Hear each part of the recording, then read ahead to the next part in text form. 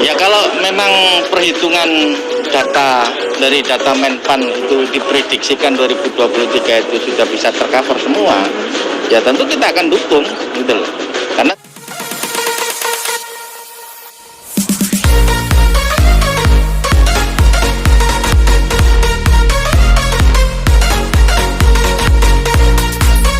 Kabar buruk, tenaga honorer yang belum jadi PPPK dan PNS akan diberhentikan. Jakarta, ribuan tenaga honorer di lingkungan pemerintah Kabupaten Tangerang, Provinsi Banten terancam dirumahkan menyusul adanya keputusan pemerintah pusat menerapkan pegawai pemerintah dengan perjanjian kerja PPPK.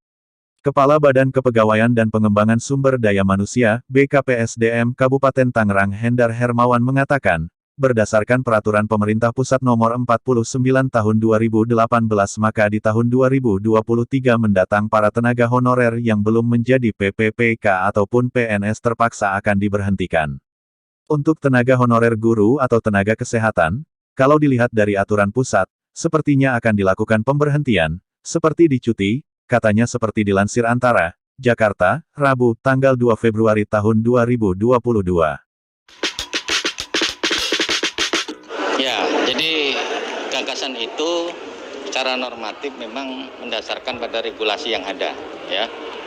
Bahwa tenaga honorer ini sejak tahun 2018 itu sudah tidak diperkenankan lagi. Namun faktanya di pemerintah daerah itu masih tersisa cukup banyak.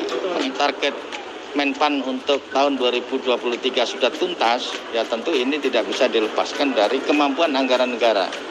Karena konsekuensinya merekrut ASN juga harus dibarengi dengan ketersediaan anggaran. Nah, kalau memang itu menjadi bagian yang sudah dipersiapkan, ya tentu kami Komisi 2 akan mendukung.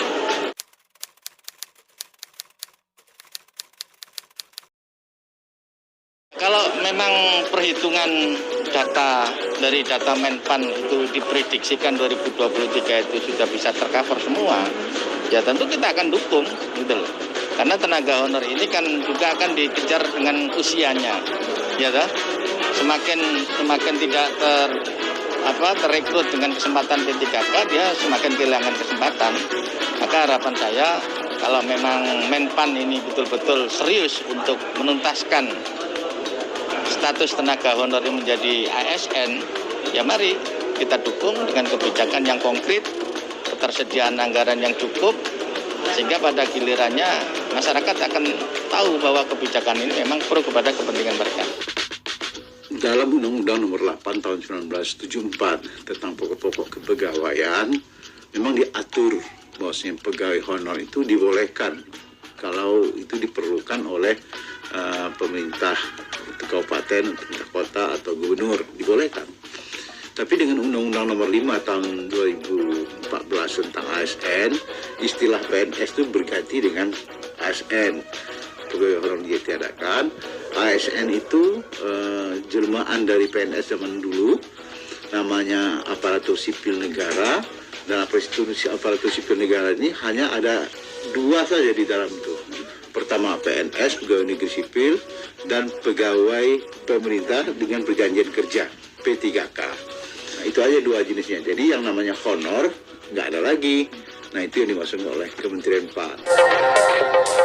Pemerintah melalui Kementerian Pendayagunaan Aparatur Negara dan Reformasi Birokrasi Kemenpan RB akan menghapus status tenaga honorer di pemerintahan mulai tahun 2023. Penghapusan pegawai honorer sesuai dengan Peraturan Pemerintah Nomor 49 Tahun 2018 tentang Manajemen PPPK. Dengan demikian, pegawai pemerintah hanya akan terdiri atas pegawai negeri sipil dan pegawai pemerintah dengan perjanjian kontrak atau PPPK.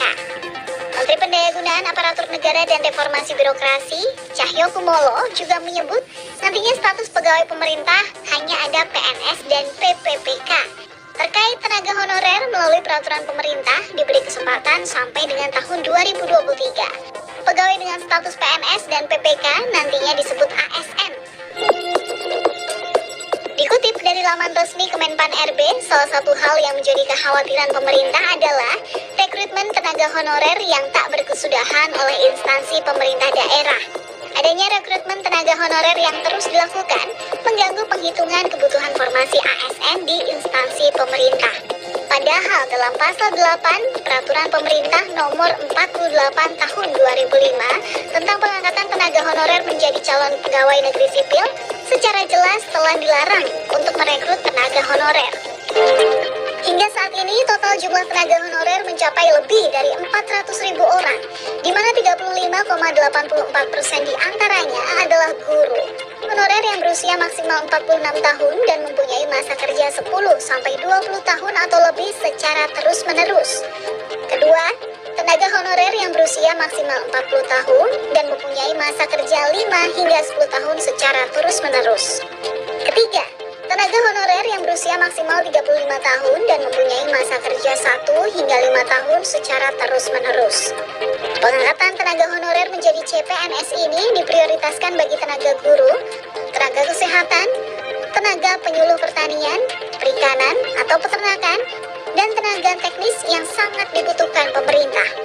Namun tenaga honorer yang tidak memenuhi kriteria sesuai PP tersebut dapat diangkat menjadi PNS dengan melalui proses seleksi CASN. Selain itu, Cahya menyampaikan, untuk memenuhi kebutuhan terkait pekerjaan mendasar seperti tenaga kebersihan atau cleaning service dan tenaga keamanan, security, disarankan dipenuhi melalui tenaga alih daya atau outsourcing dengan biaya umum dan bukan biaya gaji.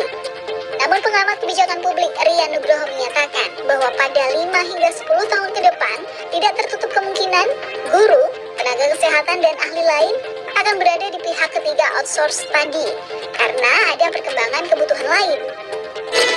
Selain penghapusan honorer pada tahun 2023, pada tahun ini juga pemerintah mengumumkan hanya akan mengadakan rekrutmen pegawai pemerintah dengan perjanjian kerja atau PPPK saja.